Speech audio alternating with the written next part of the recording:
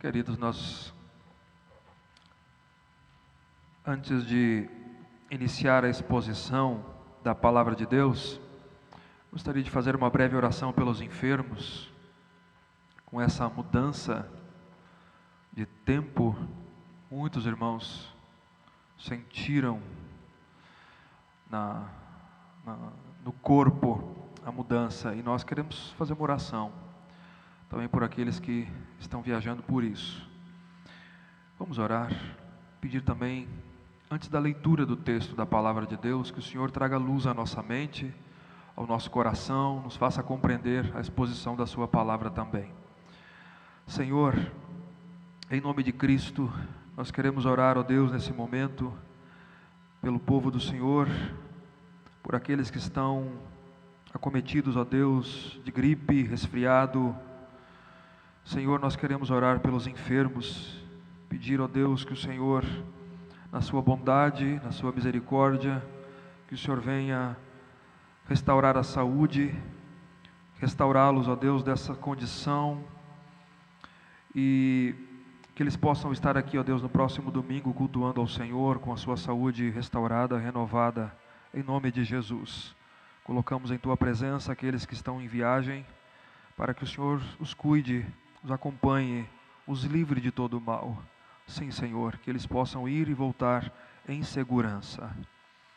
Nós oramos também, ó Pai, pela exposição, pela leitura e exposição da Tua Palavra que haveremos de fazer. Que o Teu Espírito Santo, Ele haja eficazmente, poderosamente no nosso meio nessa manhã, no coração de cada um, e naqueles que também nos acompanham, que nos ouvem pelo nosso canal. Que a Tua mão, que a ação poderosa do Espírito do Senhor, ó Deus, seja presente e haja trazendo iluminação para entendermos a Tua vontade. Essa é a nossa oração em nome de Jesus. Amém. Amém, queridos. Abramos então a palavra de Deus na carta de Paulo aos Efésios. Carta de Paulo aos Efésios, capítulo 5. Nós oramos por aqueles que nos acompanham pela internet, nós queremos saudá-los pelo nosso canal. Geralmente as nossas séries de exposições aqui são gravadas. O culto ainda não está sendo gravado, apenas os sermões. Nós saudamos a todos em nome de Jesus, com gratidão, alegria no nosso coração, particularmente agora que nós iremos meditar na Escritura Sagrada. Então, leiamos a Escritura com temor e tremor. Capítulo 5, versos 1 a 6.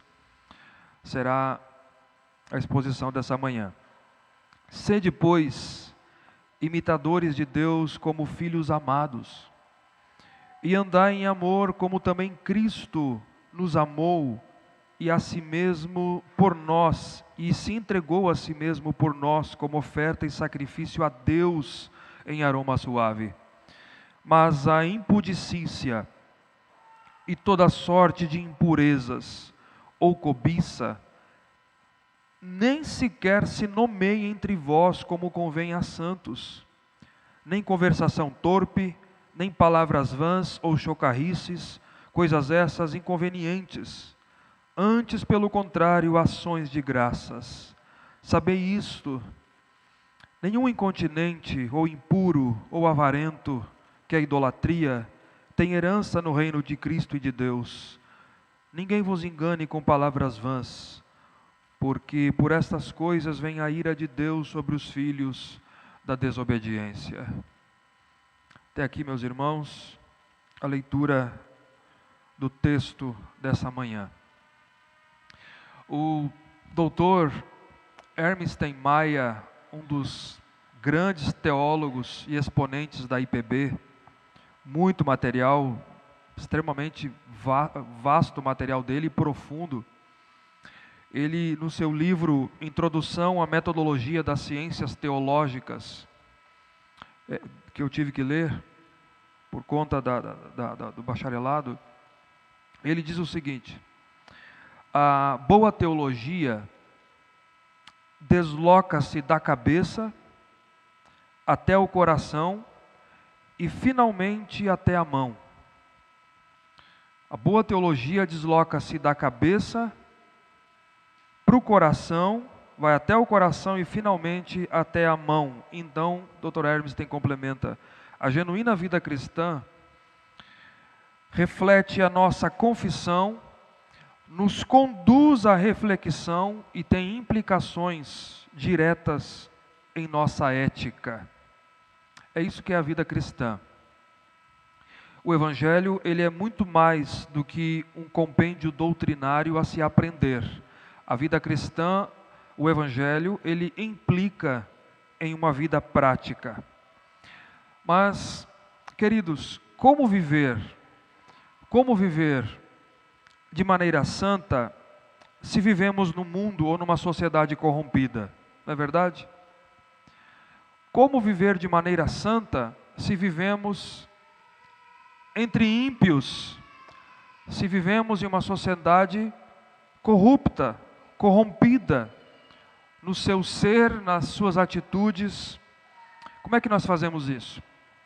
Na mensagem anterior, o apóstolo Paulo, após exortar os efésios a não viverem mais como os gentios vivem, no mundo, sem Deus, na ignorância, obscurecidos de entendimento, Paulo faz uma transição. Mas não foi assim que vocês aprenderam Cristo. Capítulo 4, verso 20. Não foi assim que vocês aprenderam Cristo. E ele usa aquela figura de trocar de roupas para falar da vida cristã. Paulo diz, quanto à maneira antiga de viver, nós devemos nos despojar do velho homem, do pecado, das vestes sujas, da velha natureza, renovar-nos no espírito do nosso entendimento pela orientação da palavra de Deus e nos vestir do novo homem, da nova natureza, criada segundo Deus, numa nova maneira de se viver. E a partir disso, Paulo começa então a aplicar essa metáfora a diversas áreas da vida cristã, em uma série de exemplos concretos dessa dinâmica. A dinâmica de Paulo, nós vamos até o final do capítulo 5 quase, desvestir-se, renovar-se e vestir-se. E até o final do verso 4, na verdade até o capítulo 5, verso 1 e 2, que nós vamos complementar hoje, Paulo deu 5 exemplos concretos dessa dinâmica de desvestir e vestir. Primeiro, verso 25, deixem a mentira e falem a verdade. Segundo exemplo, verso 26 e 27, irai-vos, mas não pequem. Terceiro exemplo, verso 28, aquele que furtava, não furte mais. Quarto exemplo, verso 29, não saia da boca de vocês nenhuma palavra torpe. E quinto exemplo, não entristeçam o Espírito de Deus. Verso 30. Hoje nós meditaremos no sexto exemplo de Paulo, o exemplo concreto na dinâmica de Paulo, que na verdade é o foco do nosso texto, é do verso 3 até o verso 6. Dos versos 3 a 6 é o sexto exemplo de Paulo nessa dinâmica. Mas em primeiro lugar, nós vamos meditar nos versos 1 a 2, que ele faz parte da exposição anterior, dos versos 4, 30 até o versos 1º e 2º do capítulo 5. Eu cortei o texto no domingo anterior porque ele iria ficar muito longo, mas ele faz parte, é uma coisa só, faz parte do quinto exemplo, que é não entristeçais o Espírito Santo. Então nós vamos meditar e depois então, na segunda parte, que é o foco do texto, versos 3 a 6, Paulo vai dar o sexto exemplo, que é nada mais, nada menos do que isso. Deixem o pecado, deixem a imoralidade e a cobiça e vivam uma vida de gratidão. Uma vida de gratidão a Deus, de ações de graças. Vamos então, primeiro ponto aqui então, versos 1 e 2 do capítulo 5, Paulo exorta os efésios a serem imitadores de Deus, com base no capítulo 4, versos 30 e 32, onde Paulo disse, não entristeçais o Espírito de Deus, no verso 30, no qual fostes selados para o dia da redenção. Nós vimos que o Espírito Santo, ele é uma pessoa. O Espírito Santo não é uma energia, não é uma força, mas ele é a terceira pessoa da Trindade, coigual, coeterno, consubstancial com o Pai e com o Filho. Ele é digno de ser honrado, crido, adorado, amado e reverenciado. É o Espírito Santo. E por isso ele pode ser entristecido. Ele pode ser entristecido com as nossas atitudes. Tanto nós podemos agradar o Espírito Santo, honrá-lo e amá-lo com a nossa vida, como nós podemos entristecê-lo. Ele que habita em nós e que nos selou para o dia da redenção. E isso abrange muitos relacionamentos. E aí, de que maneira Paulo diz nós devemos nos despir? Do que nós devemos nos despir que entristece o Espírito Santo? Verso 31. Longe de vocês toda amargura, todo espírito ressentido, amargura de coração, a cólera, que é a indignação, a ira pecaminosa, não a ira do verso 26, mas a ira do verso 31, uma ira pecaminosa, hostil, a gritaria, a blasfêmia, que é o falar mal, e toda a malícia, toda a maldade. Perceba o desenrolar, né? Amargura que gera cólera, que gera ira, que gera gritaria, que gera blasfêmia e que gera maldade. É assim que nós entristecemos o Espírito Santo, Paulo diz. Aí veja o contraste do revestir. Verso 32. O que fazer então? Antes, ele diz aí, antes, revistam-se disso.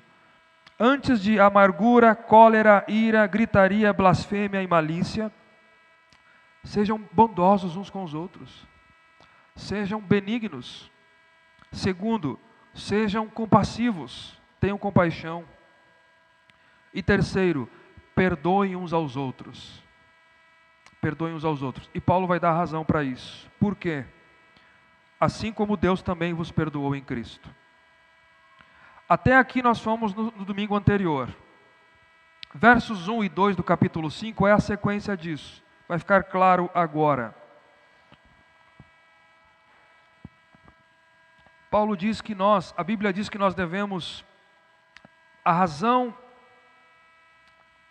do porquê o cristão deve dispensar perdão, é porque ele foi perdoado por Deus em Cristo Jesus. Essa é a razão de perdoarmos uns aos outros, porque Deus nos perdoou sendo nós ainda pecadores. Quando Deus olhou para nós, Deus não viu nada de bom. Não viu nada em nós que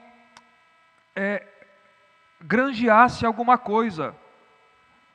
Deus me perdoou porque Ele olha para mim e viu alguma coisa em mim pela qual Ele disse, não, eu acho que ela merece um pouco mais de crédito. Não tem nada.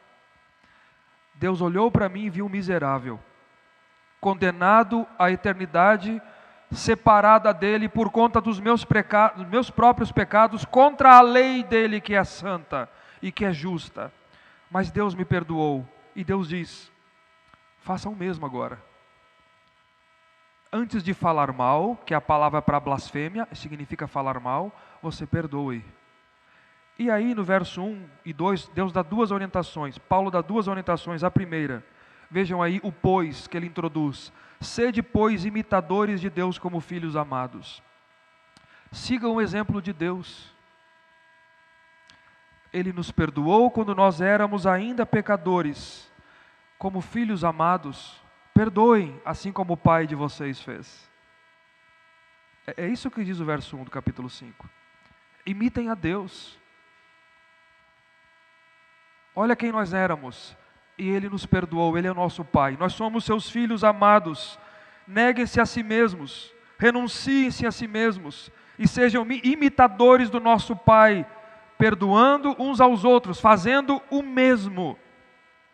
Porque Cristo muda a nossa vida, irmãos, para sermos parecidos com Ele. Essa é a tônica cristã. Cristo muda a nossa vida para vivermos uma vida parecida com Ele. Deus é o nosso modelo e não esse mundo corrompido. Porque o mundo prega isso.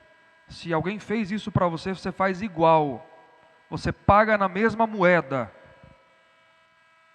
Porque seria justo. E Deus diz ao contrário, não. O nosso modelo é o próprio Deus. Assim como Ele nos perdoou, nós perdoamos também. Semana passada eu falei a respeito de uma citação de Felipe Fontes, um dos nossos pastores. Ele disse, um cristão não pode justificar a sua atitude, o seu comportamento, dizendo, esse é o meu jeito e pronto. O cristão foi chamado para ser do jeito de Cristo. Esse é o nosso jeito, imitadores de Deus. E segundo, veja o verso 2, e andai em amor, como também Cristo nos amou, e a si mesmo se entregou por nós como oferta e sacrifício a Deus em aroma suave. Cristo nos amou quando éramos seus inimigos. E a prova desse amor é que Ele veio a esse mundo, se fez carne, se fez um de nós e foi até o altar da cruz do Calvário, onde Ele entregou a sua vida por nós e verteu o seu sangue por nós. Ele se entregou a Deus como sacrifício. O que Paulo está dizendo é que cristãos, leia-se, seguidores de Cristo, devem imitar o seu Senhor e seguir os passos de Jesus, amar uns aos outros. Amarmos uns aos outros. Então, sofra o dano, se preciso. É difícil, né? Mas é isso que Deus está nos orientando. Por causa do meu irmão, eu sofro dano se preciso. Renuncie, se preciso. Abra mão de algo, se preciso. Se doe, se preciso for. Assim como Cristo fez por nós. Se doou por nós. Então, a conclusão dessa parte, que ela é muito importante, mas ele fecha o quinto exemplo de Paulo, não entristeçam, o quinto exemplo prático de Paulo de despir-se e vestir, não entristeçam o Espírito Santo com as atitudes do verso 31, antes revesti-vos com as atitudes do verso 32, assim como Deus vos perdoou. Perdoem assim como Deus os perdoou. Portanto, Deus espera que o imitemos como filhos amados, dispostos a perdoar, assim como recebemos o perdão, e dispostos a amar uns aos outros, assim como Deus nos amou em Cristo Jesus. Tá? É assim que devemos viver nesse mundo corrompido e antagônico aos princípios cristãos. Então, em segundo lugar, nós vamos então para o foco do nosso texto, do sermão, que é dos versos 3 a 6, o sexto exemplo concreto na dinâmica de Paulo. O que ele vai dizer aqui é exatamente isso. Abandonem a imoralidade, a cobiça e algumas coisas que nem deveriam se nomear entre vocês. E vivam em ações de graças. É importante considerar, queridos, aqui, que os efésios, eles viviam entre ímpios, a cidade de Éfeso. Vocês lembram que houve um avivamento lá, Paulo passou quase 3 anos na cidade de Éfeso, e deu um problema para os senhores das pessoas que vendiam produtos relicários da deusa Diana. Houve um avivamento naquela cidade, pessoas jogaram fora os seus livros de bruxaria, pessoas se converteram a Cristo, e dali virou um grande centro missionário para toda a região da Ásia. As igrejas da Ásia têm como ponto de partida Éfeso, da pregação do Evangelho e da plantação da igreja pelo apóstolo Paulo. E os efésios viviam entre os ímpios, entre os pagãos. Uma sociedade extremamente corrompida.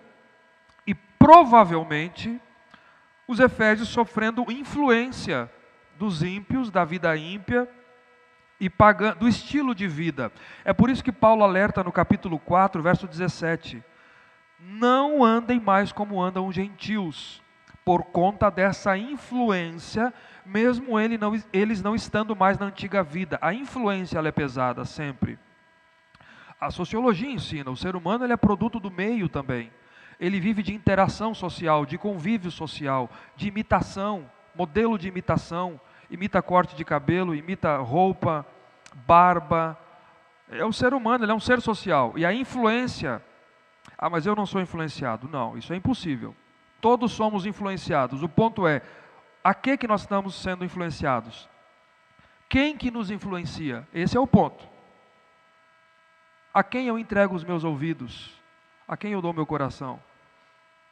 Esse é o ponto, tá? Então isso acontecia em Éfeso. E Paulo, contemplando tudo isso, ele lista uma série de atitudes aqui dos versos 3 a 4, que ele diz que não deveriam nem sequer ser mencionadas entre o povo de Deus, entre os cristãos. E isso não está longe de nós, está muito perto da nossa realidade. Aquela sociedade de Éfeso está muito perto da nossa realidade. Nós somos rodeados por pessoas, rodeados por coisas, por situações, por circunstâncias antagônicas à fé cristã, à piedade cristã, palavras, textos, literatura, vídeos, influência, meios de comunicação, tudo. O que fazer? Paulo vai mostrar aqui a dinâmica do despir e do vestir. Então, versos 3 a 4, vejam aí. Mas a impudicícia, toda sorte de impureza ou cobiça, nem sequer se nomeie entre vós como convém a santos, nem conversação torpe, nem palavras vãs ou chocarrices, coisas essas inconvenientes.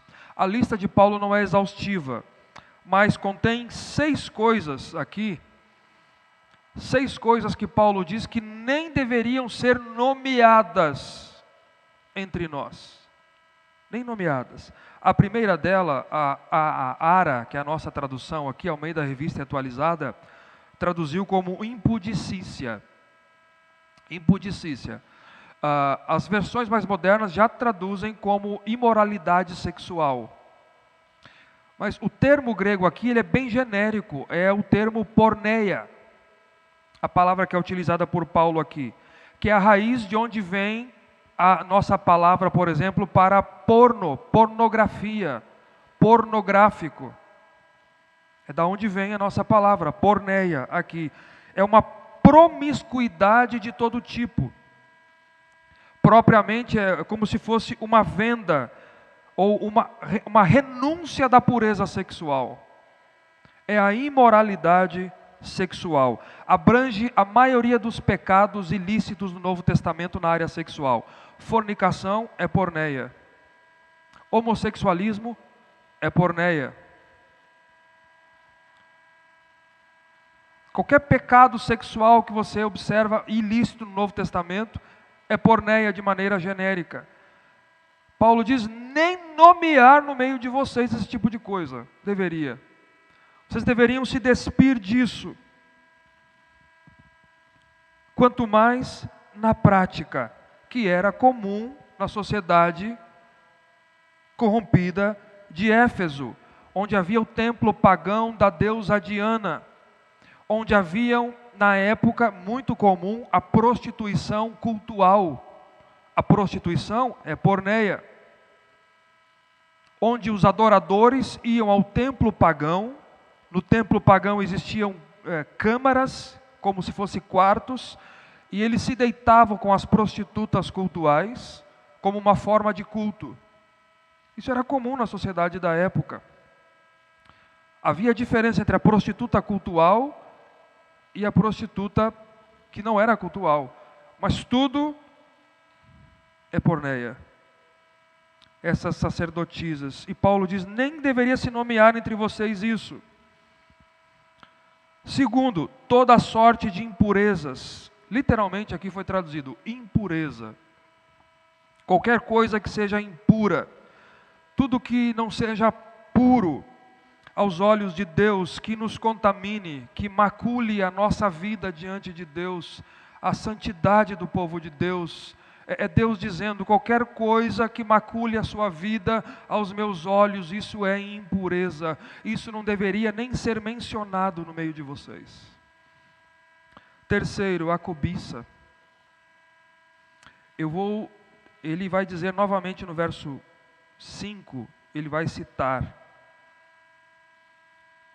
Ele vai dizer novamente isso aqui, ele vai citar, mas a respeito da avareza, eu vou deixar mais claro logo em seguida.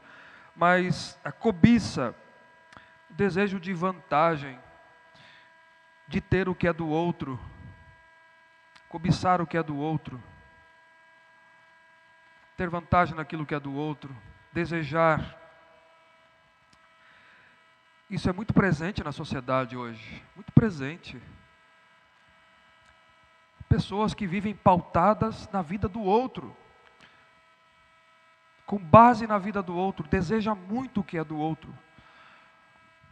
Seja a mulher do outro, seja as coisas do outro, sejam os bens do outro. Quarto, verso 4.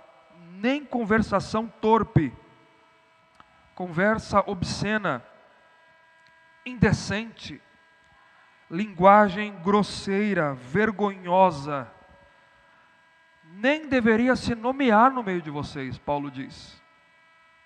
Vocês deveriam se despir disso, desse tipo de linguagem, desse tipo de palavras. Você ouve uma coisa suja, dependendo da roda que você está, do contexto que você está, você deveria nem cogitar aí, no meio da roda de cristãos, nem passar perto da roda de cristãos, esse tipo de linguagem. Numa conversa, numa brincadeira, conversação torpe, vergonhosa. Veja que ele diz aí, nem palavras vãs, que é uma parvoíce, palavra tola. Tolice. Tolice. Palavras tolas. Pensa num grupo de cristãos se reunindo e dizendo palavras tolas. Tolice, vã, inutilidade. Em sexto lugar, ou chocarrices. Sabe aquela piada imoral, aquela piada suja? Isso abrange chocarrice. É a piada suja. É a conversa indecente. Paulo diz, no meio dos crentes, vocês deveriam se despir do velho homem, renovar o entendimento de vocês com a palavra de Deus e vestir-se do novo homem.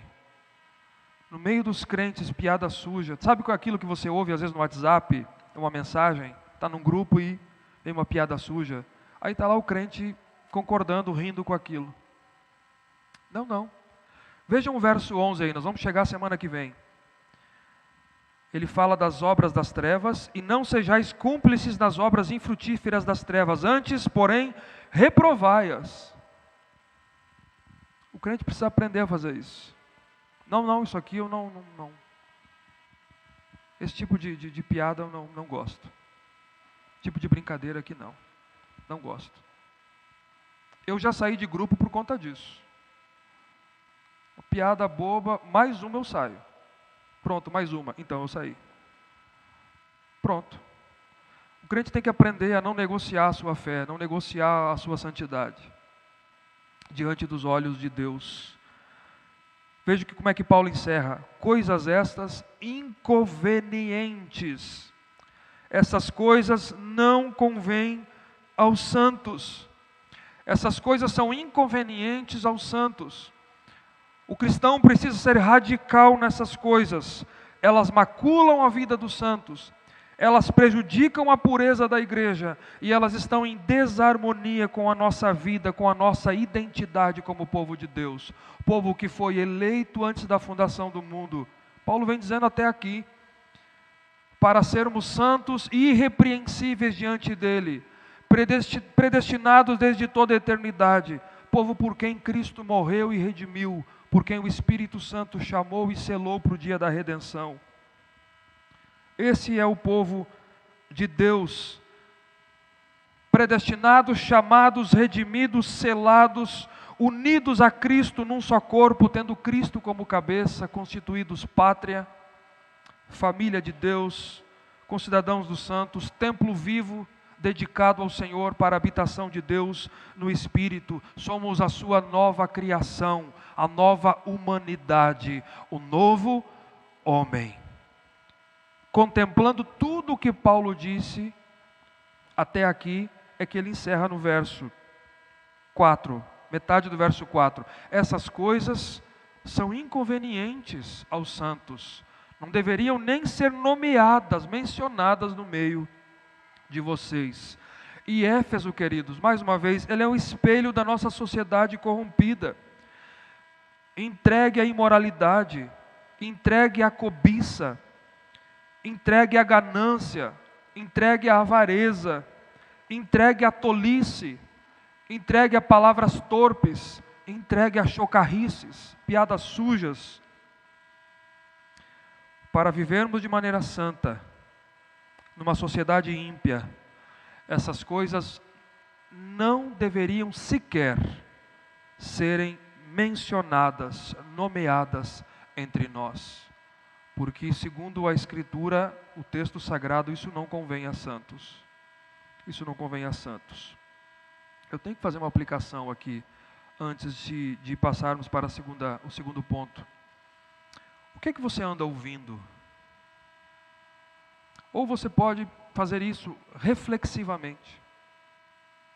Pessoas que nos acompanham, o sermão pelo nosso canal, o que é que você anda ouvindo? Que são cristãos verdadeiros. Quem você anda ouvindo? A quem você tem emprestado os seus ouvidos? E os seus olhos?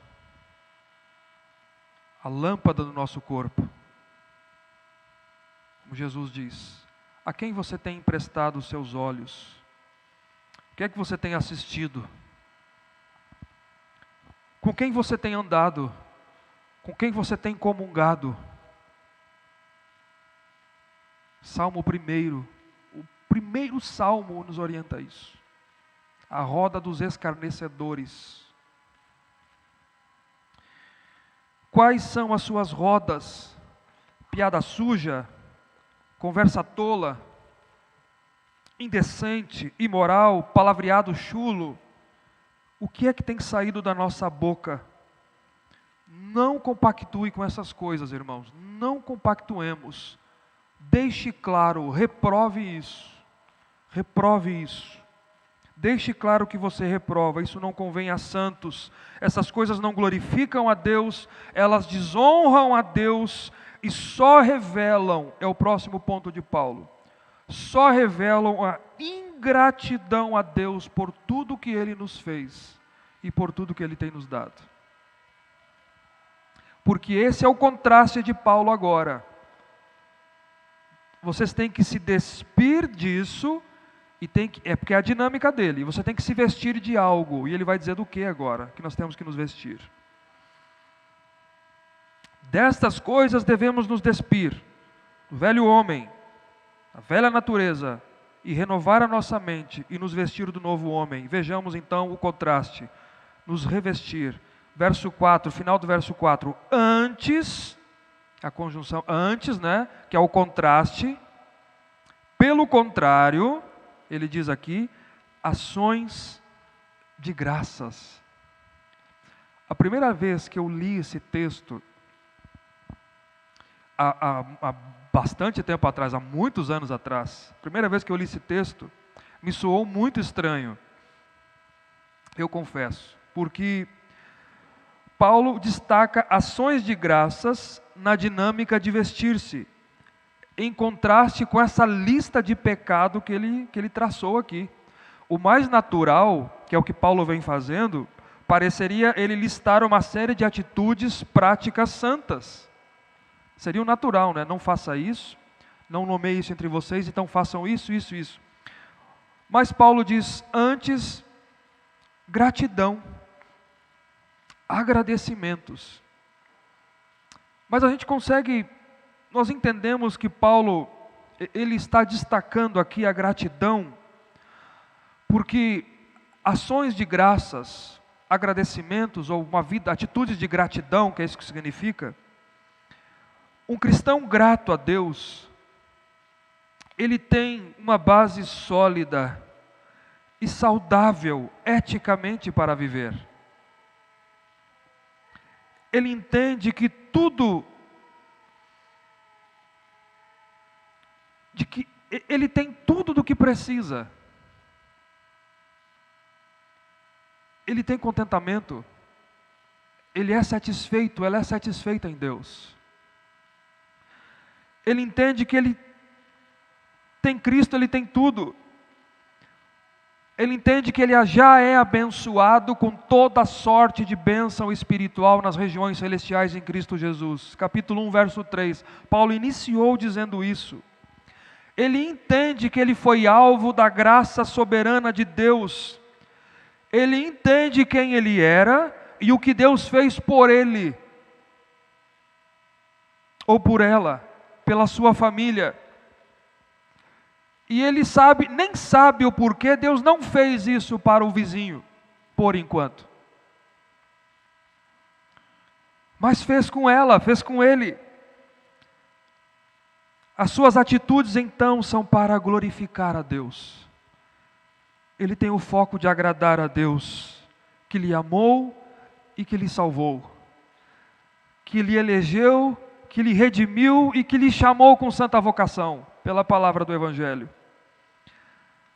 E ele entende que essas atitudes pecaminosas não honram a Deus, não glorificam a Deus, não redundam em ações de graças a Deus.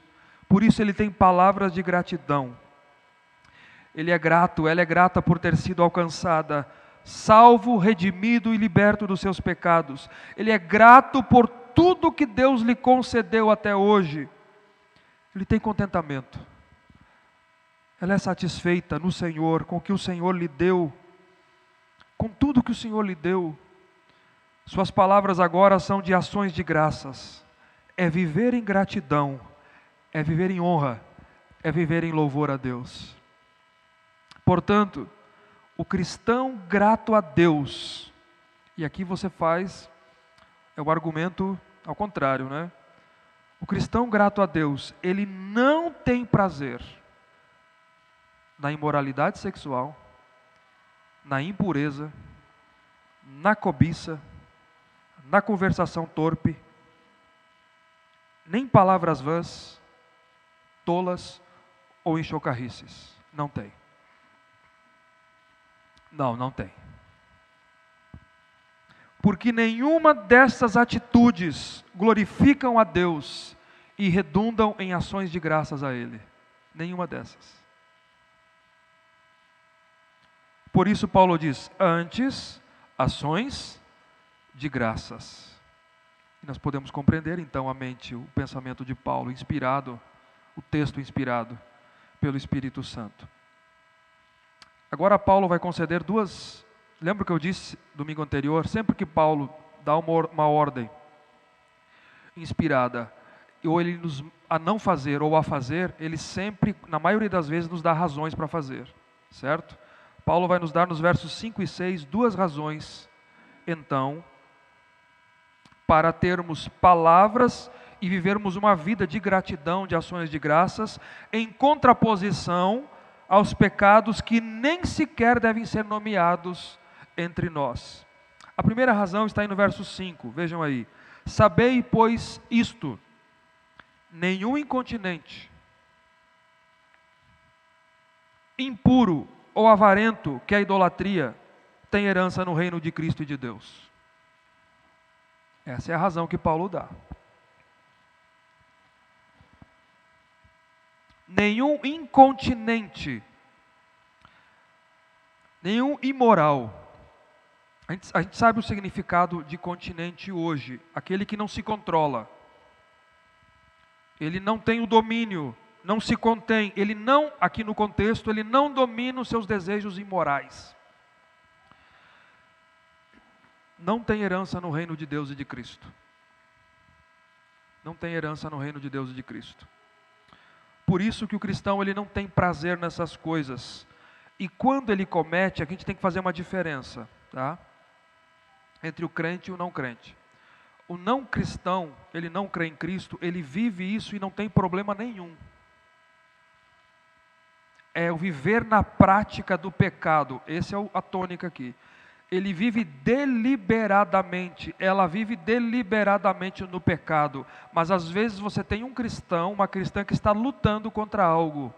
É um cristão verdadeiro, mas está lutando contra um pecado. Ele está nesse processo de santificação e esse pecado, ele é mais dificultoso para ele ou para ela. E ele está lutando. É um cristão verdadeiro. Vai vencer o pecado, mas está sendo mais difícil. Precisa oração, precisa leitura da palavra, aconselhamento. É diferente daquele que vive aqui. Esse que vive na prática do pecado, Paulo diz, esse incontinente não tem herança, não tem parte no reino de Cristo. Não tem parte. Por isso que quando o cristão comete um pecado, o cristão verdadeiro, o pecado pesa, lhe causa tristeza, toma conta do seu coração a dor, porque ele sabe que o pecado não deve ser a sua trajetória, mas é um acidente de percurso. O pecado na vida do crente é um acidente de percurso, por isso lhe entristece, por isso tem que lhe pesar, dói. Não tem herança no reino de Deus e de Cristo. Nenhum impuro, que nós já vimos, não tem herança no reino de Cristo e de Deus, é a razão que Paulo dá. Nenhum avarento, que é idolatria. Perceberam o que Paulo está fazendo aqui? O que é avareza? É o amor ao dinheiro, é o apego nojento ao dinheiro. Na primeira carta dele a Timóteo, capítulo 6, Paulo diz isso: o amor ao dinheiro é a raiz de toda espécie de males. E nessa cobiça, vejam como é que Paulo compara a cobiça com a avareza. A cobiça é a avareza. E nessa cobiça muitos se desviaram da fé e se atormentaram a si mesmos com muitas dores. Por que a avareza é a idolatria? Porque ela se torna um Deus. Se torna um Deus.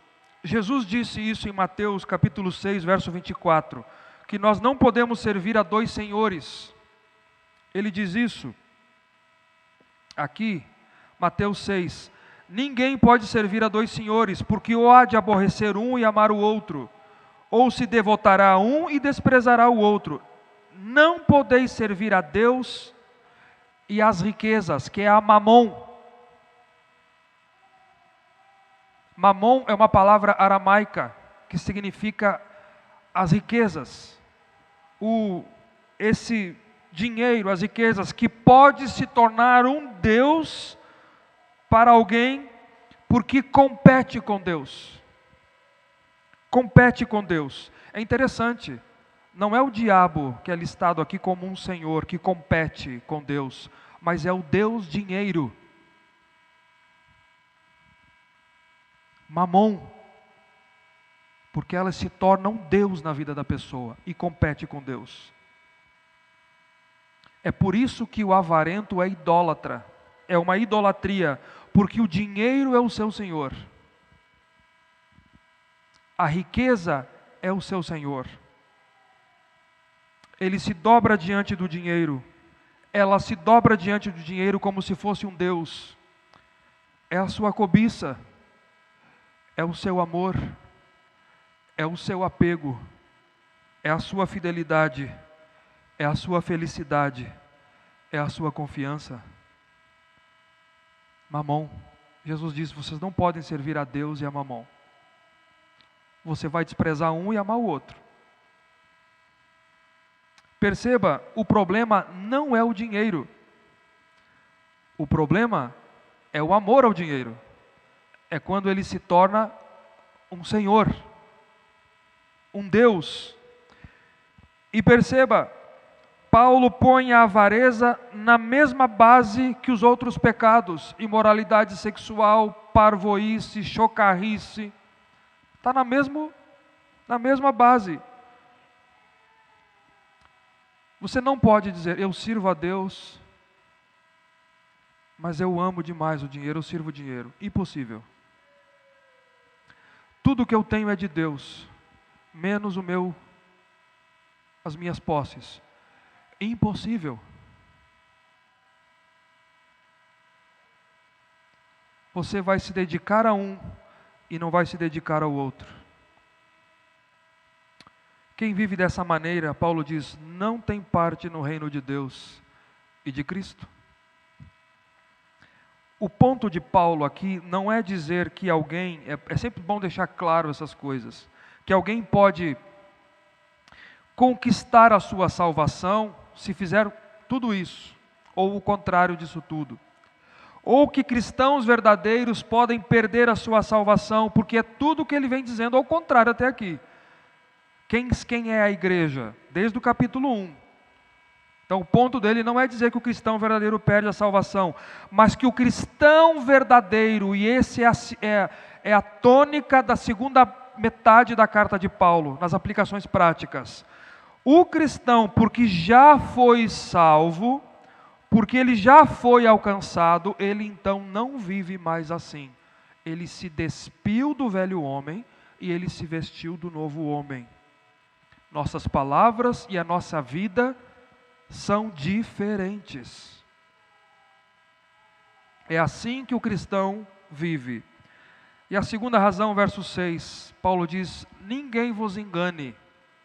Por que é que eu devo viver uma vida de gratidão e eu não devo, eu devo me despir dessas atitudes aqui, dos pecados que não devem ser nomeados entre nós? Porque ninguém vos engane com palavras vãs, porque por essas coisas vem a ira de Deus sobre os filhos da desobediência. Ele já falou no capítulo 2, verso 2, a respeito dos filhos da desobediência, quando ele descreveu a nossa vida debaixo do pecado e da condenação, do mundo debaixo, sem Deus, escravos do mundo, do pecado, da carne e escravos de Satanás.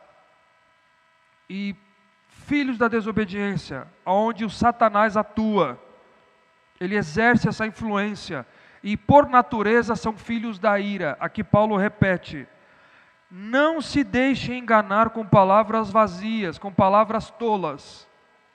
Não se deixe enganar com palavras que tentam amenizar esse assunto. Não se deixe enganar com isso, porque não sei se vocês sabem, muito hoje se faz isso também. Hoje pecado não é mais pecado. Trocou-se termos. Às vezes é uma disfunção. A psicologia moderna faz muito isso. Você extrai, você troca, você descaracteriza o que é pecado. Não, isso aqui não é pecado, isso aqui é outra coisa, pode ser isso. Não, pecado é pecado. Isso é feito demais hoje.